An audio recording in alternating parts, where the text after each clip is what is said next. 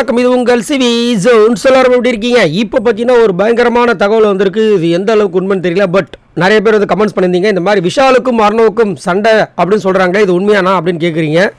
அது வந்துட்டு மேக்ஸிமம் வந்துட்டு 99% உண்மைன்ற மாதிரி தகவல் வந்திருக்கு.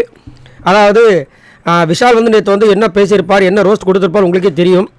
அதில் வந்துட்டு பார்த்தீங்கன்னா மேக்கப் செட்டை வந்துட்டு மறந்து விட்டு போயிட்டீங்களா அப்படின்ற மாதிரி கலாச்சிருப்பார். அதேமாதிரி அருண்லாம் வெறிகுண்டு காத்துட்ருக்காரு. ஸோ இவங்க ரெண்டு பேருமே வந்துட்டு ரெண்டு பேரில் ஹோல் ஹவுஸே வந்து அந்த மாதிரி தான் இருக்காங்க அருண். ஏன்னா போகும்போது அவர் அந்த மாதிரி பேசியிருக்கக்கூடாது. அது ரொம்ப தவறான விஷயங்கள். உள்ளேருந்து பேசியிருந்தால் கண்டிப்பாக அவர் கூட மேபி ஓட்ஸ் இன்க்ரீஸ் ஆகிருக்கலாம், இது டிக்ரீஸ் ஆகிருக்கலாம், எது வேணால் நடந்திருக்கலாம்.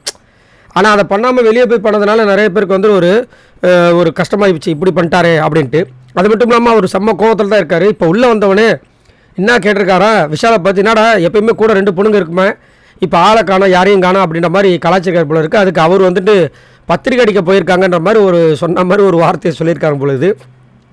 ஸோ கண்டிப்பாக வந்துட்டு ஏதோ ஒரு சம்பவம் இருக்க போல இருக்குது. இன்றைக்கி நம்மளாம் வெயிட் பண்ணிகிட்டு இருக்கணும். அதே மாதிரி வந்துட்டு ஒரு 3 பேர் உள்ளே வரதான் வந்து ஃபஸ்ட்டு வந்து சொல்லியிருக்காங்க. சாச்சனா, வர்ஷினி வெங்கட், அதுக்கப்புறம் பார்த்தீங்கன்னா நம்மளுடைய சுனிதா. இவங்க 3 பேர் தான் ஸ்டார்டிங் போல இருக்குது.